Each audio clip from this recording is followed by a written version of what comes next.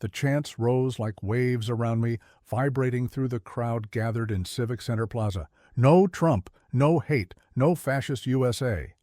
It was the drumbeat of our collective anger, and I was at its center, voice raw from leading the call. This was my life: speeches, marches, organizing. If I stayed loud enough, furious enough, maybe the world would crack open and let in something better. At least, that's what I told myself. The heat of the afternoon sank into my skin, but inside it was colder. I couldn't remember the last time I had felt anything but this gnawing fury, the constant sense that the world was a machine rigged to grind people like me and my mom into dust. She worked 2 jobs her entire life, only to die drowning in medical bills. And my dad? He'd checked out years ago, leaving me to raise myself. So yeah, my protests were personal. Jesus loves you. Even now, he loves you. A voice pierced through the chanting. My eyes found her, a woman kneeling on the sidewalk, hands clasped in prayer. Her small sign read, "Pray for America." She wasn't shouting, just praying. It irritated me. How could she sit there, passive, while the rest of us fought tooth and nail for anything resembling progress? Without thinking, I stalked toward her. "You think praying is going to fix this mess?" I sneered, gesturing wildly at the chaos around us. "Newsflash! Your God isn't coming to save us." She didn't flinch, just looked up at me with a calm that made my blood boil even more. He already did. Before I could form a rebuttal, the tension in the air thickened. Shouting erupted to my left as counter-protesters pushed into the crowd. A scuffle broke out, fists swinging, and I caught sight of a young man, a kid really, being yanked backward by his hoodie. Without thinking, I charged toward him. "Hey, let him go!" Chaos swallowed everything. Arms collided, voices shouted, and then a car's engine roared, the screeching of tires, blinding pain, and silence. As I fell, weightless and detached, the irony struck me. I had lived my life screaming at the heavens, but now? Now I was falling into their vast, empty silence.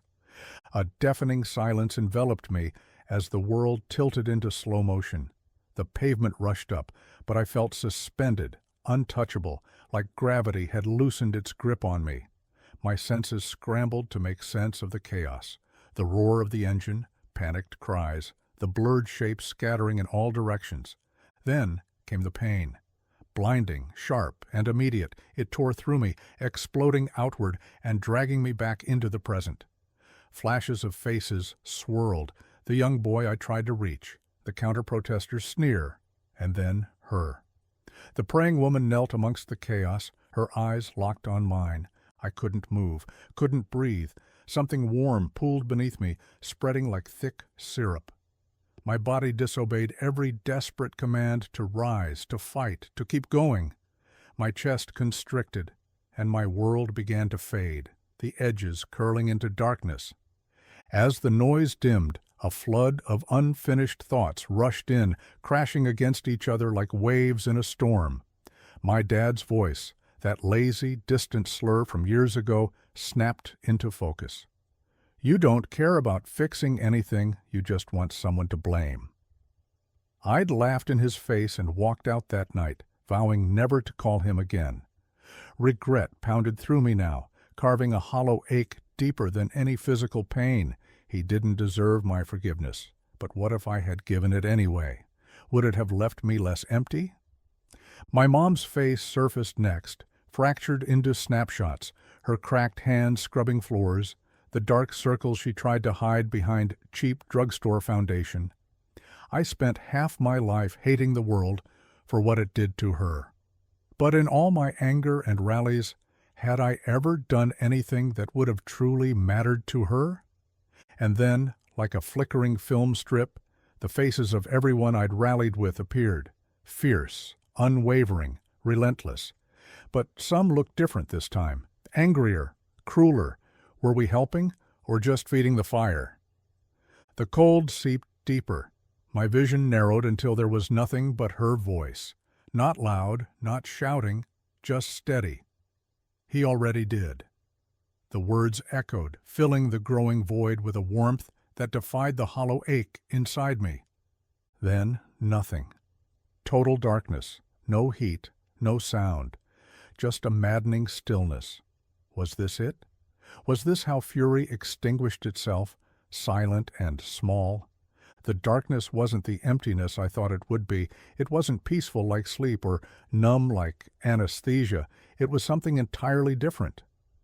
I was fully aware yet powerless, as though suspended in an endless, open void. No air, no light, no sound. Just me and the suffocating weight of my thoughts, each one louder than the last. I saw my mother first, fragments of her life playing before me, as if projected on unseen screens. Her tired smile when she came home from her second job, her fingers trembling as she wrote another check she couldn't afford, her haunted eyes staring at a pile of bills she'd never pay off. I heard her voice, soft but pleading, asking me once, "What are you trying to fix, Ryan? Or are you just trying to fight?" I had brushed her off with a snarky comment about justice because I believed in the power of anger to ignite change. But now, had I only added to the noise? Then came my dad. His silhouette was hazy at first, a presence more than a memory, but soon his voice cut through, sharp and bitter. "You'll die before you see the world change. Even if you do, it won't be enough for you." I remember slamming the door as those words echoed, but here, I couldn't shut out their truth. Was it pride that had kept me from calling him? Or was it fear that he'd never pick up? The faces of the people I rallied with crowded my mind next. Faces once filled with purpose, now blurred with something harder. Rage. The kind of rage I had carried like a torch, passed on like wildfire. Only now I saw its cost. The boy I tried to save flashed before me, wide-eyed and fragile. Did my battle become his burden? Who was I saving, and at what price? A sharp crack splintered through the void, and I sensed something. Movement, maybe? A faint feeling of warmth brushing against the cold. It could have been a trick, but I'd swear it was her voice again. He already did. The words didn't fade this time. They stayed, humming low and steady, like an undercurrent pulling me somewhere unseen. The void had no boundaries, but then, slowly, something began to change. It wasn't a sound or a voice, but a pull, gentle yet undeniable, like an unseen tide. The cold around me began to dissolve, replaced by a warmth that filled the cracks I hadn't realized existed. And then I saw it. A light. It pierced the darkness without arrogance, swelling outward in waves of golden radiance, each pulse calming, softening. I wanted to resist it at first, not because I feared it, but because I didn't trust it. My entire life had been built on rejecting easy answers, fighting against the naive hope that things could simply be better. But the light didn't press against me or force its way in. It waited, patient, unyielding. Its presence coaxed my thoughts to slow, the torrent of regret and anger ebbing into something quieter. I drifted toward it, though part of me clung to the bitter defenses that had always kept me safe. What if this was a trick? What if this warmth erased who I had fought so hard to become? And then, without warning, memories surfaced again, but this time differently. My mother's laughter, warm and fleeting, echoed through me. The joy in her eyes when she caught me sneaking donuts home after school, not disappointment, only love. My father's rough hand gripping my shoulder one last time when I graduated high school. He didn't say much, but the grip had lingered, and now I wondered, had that been his version of pride?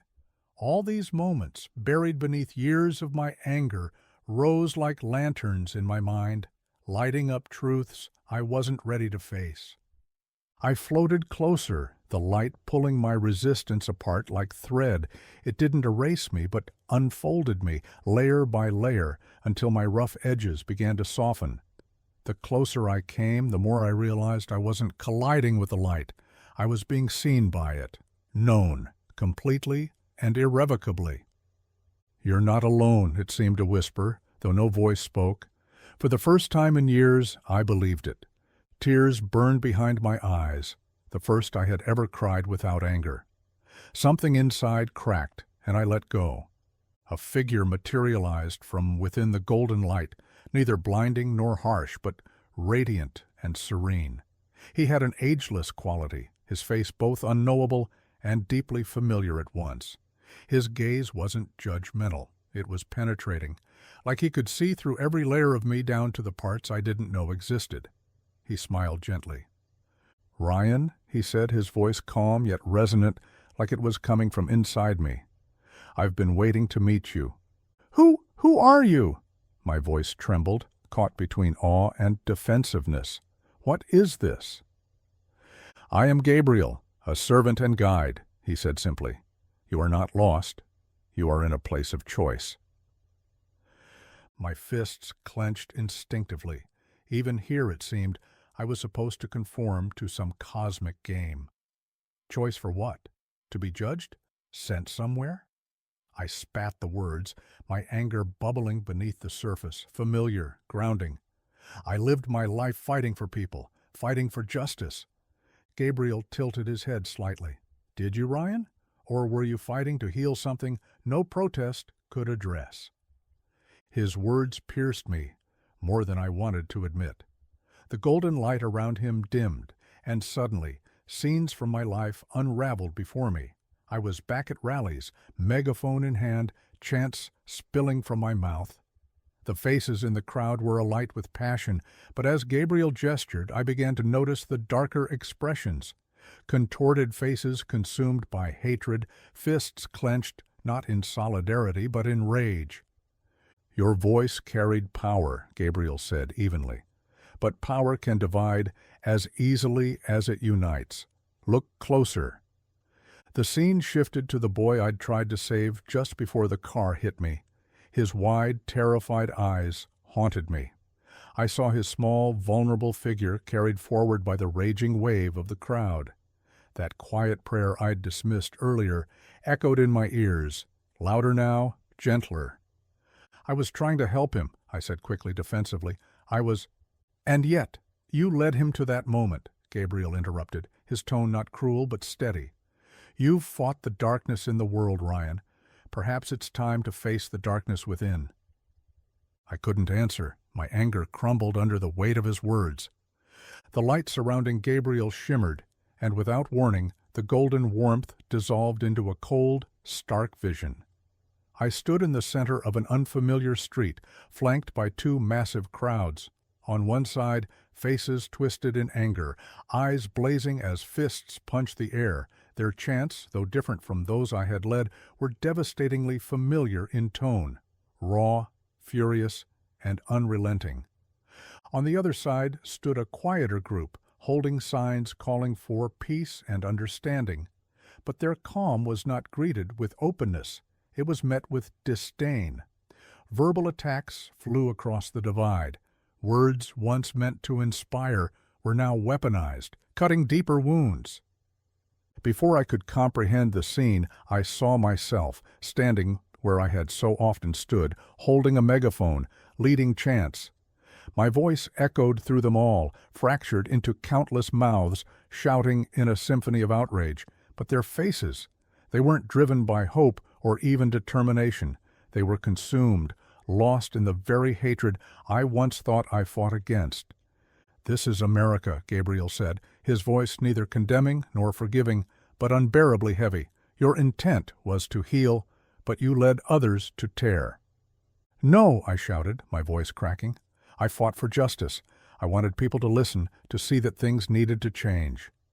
"Yes," Gabriel said gently, "but what did you build in its place?" I tried to argue, but the vision shifted. That young boy I'd tried to save reappeared, his small hands clenched into fists alongside the furious crowd. His face was no longer scared. It was hardened, his cries swallowed by the collective rage around him. "You inspired him," Gabriel said, "but where is he going now?" Guilt slammed into me like a wave. My protests, my battles, they began to twist in my mind. I replayed the moments I rallied chants against our enemies, not for our shared humanity. I thought I was dismantling walls, but Gabriel's words forced me to see the truth. I had only built newer, taller ones. What could I have done? I pleaded, tears spilling unbidden. The injustice is real. How else do we fight it? Gabriel turned to face me fully. By leading with love, Ryan. By building a bridge wide enough for all to cross, even those you call enemy. The light enveloped me, brighter than anything I'd ever seen, yet strangely soft, not blinding. It carried a warmth that was almost unbearable, not because it hurt, but because it filled every hollow space inside me, exposing just how jagged and broken I'd become. My knees buckled beneath me, though I wasn't sure if I even had a body here. In this place, physicality seemed secondary. A presence emerged, neither walking nor floating, but simply appearing, radiating love so intense that tears poured from me before a word was spoken. He wasn't what I expected, if I'd ever truly entertained thoughts of a God or Savior. There were no blazing eyes or condemning glares. Instead, his gaze reached depths I didn't know existed within me. Ryan. The voice was not a thundering command, but a quiet invitation layered with unmistakable authority. He knew me the way the earth knows its rivers, its mountains, the way a parent knows their child. I wanted to deny him, to announce my disbelief boldly, but all my carefully constructed cynicism crumbled under the weight of his gaze. "I don't even believe in you," I croaked, though it felt frail in the face of him. His expression didn't falter. "I know," he said, "but I've always believed in you." Something deep inside me shattered. No outrage, no defense I had conjured for so many protests and arguments could guard me from that simple response. For years I had blamed the world, God, men, systems, for every failure, every pain, every injustice. But this moment left me defenseless, no longer able to externalize my wounds. "Why?" I whispered, though the words strangled me. "Why did you let all of this happen? To my mom? To me?" His gaze softened, but his words were firm. "I was there, through all of it, not to prevent your pain, but to weave it into a purpose beyond what you could see." Flashes of my life unraveled again. Only this time I saw him. In my mom's final smile, in my father's hesitant grip at my graduation, even in the praying woman I once mocked. He had been there, whispering love into every hollow I'd refused to fill. "You've fought, Ryan," he said, "but you've never truly surrendered." The words struck a chord so profound I couldn't deny it anymore.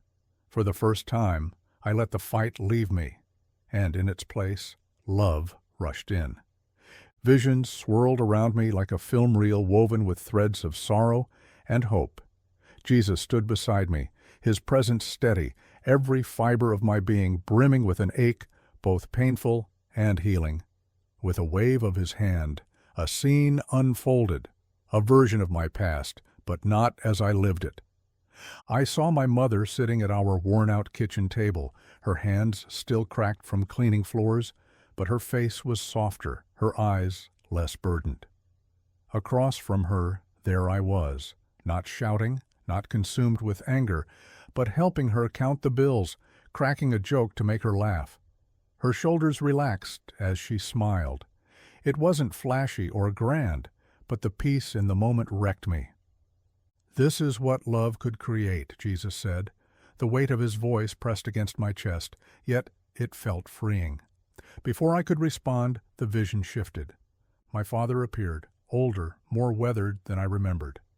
He sat alone in his cluttered living room, the TV muttering in the background. I'd always pictured him as uncaring, detached. But now I saw something else, his eyes brimming with regret, his hand hovering over a phone he never dialed. A version of me entered the room, placing a hand on his shoulder. I saw his face lift, the tension melting away. We spoke, not perfectly, not without tension, but there was effort, love, even in its clumsy beginnings. I tried to look away, guilt and anger clawing at me, but Jesus touched my shoulder gently. You judged him by his failures, Ryan, but you never left room for grace. Forgiveness isn't for the deserving, it's the bridge that heals both sides. Then came the hardest vision of all, the boy from the protest. He didn't grow into someone hardened by rage, as Gabriel had shown me earlier. This time, he transformed into a leader, calm, thoughtful, guiding others not with anger, but with understanding. I saw myself beside him, not fighting enemies, but building something new. Tears burned down my face. It's too late, I choked. Jesus placed his hand over mine. It's never too late to choose love. His words filled a silence I'd carried my entire life. For the first time, I began to believe. The first thing I felt was pain. Blinding, searing, all-encompassing pain that wrenched me out of the quiet embrace of the light and hurled me back into my body. Sounds came rushing in, machines beeping, urgent voices shouting commands I couldn't quite grasp. My eyelids fluttered open, the sterile white glare of the hospital lights slicing through me like a blade. I was alive. The realization hit me both as a comfort and a curse. I tried to move, but my body rebelled, weighed down by wires and tubes that tethered me to the present, to reality. My chest felt heavy, my breaths shallow and uneven. Someone, a nurse maybe, hovered over me, saying something reassuring that dissolved into murmurs against the roar of my mind. Everything I had experienced surged back in vivid clarity, the void, the light, Gabriel, and him, Jesus. The warmth of his presence had been so real, so absolute, that it now left an aching absence in its wake. And with it came the weight of what I had seen, the anger I'd fueled, the boy I had failed, the walls I'd built when I thought I was tearing them down. I blinked, my head slowly turning to the window. Beyond the cracked blinds, night blanketed the city, its distant hum offering no answers. For the first time in a long time, I didn't know what to do. The fire that had driven me for so many years seemed extinguished, replaced by a quiet void I couldn't fill. A doctor appeared, his face both relieved and surprised. "You're a miracle, Ryan," he said. "You shouldn't have made it." I barely nodded. Miracle didn't feel like the right word. And yet, deep down, I knew it was. My gaze fell to the oxygen tube stretching across my face, the IV taped to my bruised hand. I was alive, against all odds. But why? I didn't have the answer yet, only a flicker of understanding in the pit of my soul. I couldn't return to who I had been. That man was gone. The thought terrified me. If I wasn't the fighter, the furious voice at the heart of every rally, then who was I? The only thing I knew for certain was what his voice had told me before everything faded. It's never too late to choose love. I had been brought back. Now I had to figure out why. The mic felt heavier in my hand than it ever had before. I stared at the faces surrounding me, all expectant, some skeptical, many hostile. The podcast host, an activist I'd once marched alongside, leaned forward. "Ryan, people are saying you've changed, that you've abandoned the fight. What do you want them to know?" My heart raced. For weeks I'd wrestled with this moment, replaying how my words might sound. Honest, delusional, traitorous. From the second I woke in that hospital bed, I knew my voice couldn't stay silent. But I also knew the fire that once consumed me had been replaced by something more complicated, something gentler, but infinitely harder to explain. Clearing my throat, I gripped the mic tighter. "I haven't abandoned the fight," I began, my voice quieter than usual. "I've just come to realize that fighting is only half of what we need." The room stilled, cameras trained on me. My mind flashed to the protesters I used to lead, their clenched fists, their voices echoing mine. Somewhere among them were faces that had once mirrored my rage. "I went somewhere," I continued, exhaling slowly. "Somewhere I never imagined I'd go. And I met something, or someone, I should say, who showed me the damage I wasn't willing to see. A murmur rippled through the audience. "You're talking about God?" the host pressed, her tone laced with doubt. I nodded. "Yes, and before you think I've been brainwashed or whatever, hear me out." My lips twitched into what might have been a nervous smile. I was angry, still am sometimes. But that anger wasn't just at the world, it was at myself, my past, my failures, my pain. Gabriel, he told me something I can't forget. He said, "You've fought the darkness outside, Ryan. Now it's time to face the darkness within." The room grew impossibly quiet. Tears pricked my eyes as I forged ahead. I hurt people because I chose rage over love. I thought my anger could build something, but it only burned bridges. If we want real change, we have to start with forgiveness, even for the ones we swear we'll never forgive. The silence broke with scattered applause, though I also saw shaking heads. I didn't care. For the first time, what I said wasn't about winning. It was about truth. The stage loomed before me, its polished wood reflecting the dim lights of the Capitol dome. The grand hall stretched out, filled with faces from every walk of life, activists, politicians, skeptics, believers, and my father, sitting in the third row. His hands twisted in his lap, the nervous gesture unmistakable even at this distance. A lifetime of silence between us hung heavy in the room, unspoken but present. Sweat pooled in my palms as I adjusted the microphone. My heart pounded like it used to before a protest. But this was no rally. Gone were the chants, the anger that fueled them, the intoxicating camaraderie of shared outrage. Now there was only silence, a fragile canvas waiting for truth. I took a deep breath. "A few months ago I stood in streets not far from here, shouting for change," I began, my voice steady but low. "I thought if I yelled loud enough, I could fix the world. I thought anger was the weapon, and anyone who disagreed with me was part of the problem." I saw heads nod in the crowd. They understood that version of me, but I pressed on. Then something happened, something I can't fully explain. I died. And in that death, I saw how my anger, as righteous as it felt, wasn't building anything. It was breaking others, breaking me. The room was silent now, the kind that pressed against you. My words carried weight, not because of what I was saying, but because of who I'd been before. I met the very one I had spent my life denying, his words. My voice cracked, and I swallowed hard. His words weren't condemnation. They were love. He told me, "You've fought, Ryan, but you've never built." And I realized I didn't know how to, not without love. I scanned the crowd, my gaze catching my father's. His eyes glistened, and he gave the smallest nod, permission, maybe grace. So here I stand, not to preach, but to urge, build bridges, not walls. Love is the only foundation strong enough to hold us. The audience erupted into applause, but my world narrowed to my father rising, arms open. I stepped toward him, shaking, and we embraced, years of pain dissolving in love.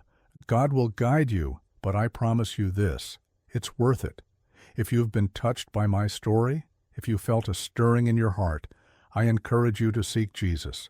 Open your heart to Him, and He will meet you where you are. Thank you for listening to my journey. If you'd like to share your thoughts or ask for prayer, please leave your name in the comments below. And if you're curious to hear more stories like mine, check out the videos on your screen now. Each one is a testament to the power of faith, grace, and God's unending love.